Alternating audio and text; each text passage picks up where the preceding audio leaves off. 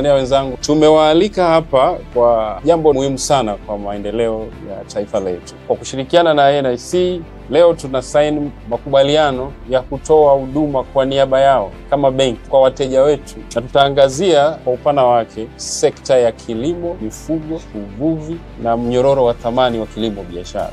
Tunakuja na bima ambazo zitajibu ukosefu wa bima mahususi katika sekta ya kilimo biashara. Sisi lengo letu kubwa kabisa kama shirika la serikali, tupo hapa kuungana na COP, na lengo letu kubwa haswa ni kusaidia sekta ya fedha, hususani benki za biashara, lakini pamoja na benki kuu kuwa na nguvu sokoni. Kwa maana ya benki hii ikiwa na nguvu, basi vyama na vyenyewe vitakuwa na nguvu, lakini pia vile vile tunakwenda kumwangalia mtu wa chini ambaye na yeye ni mkulima, tunatakiwa kumuinua, kwa sababu sekta ya kilimo ni moja ya sekta muhimu sana kwenye ukuaji wa uchumi wa nchi yoyote.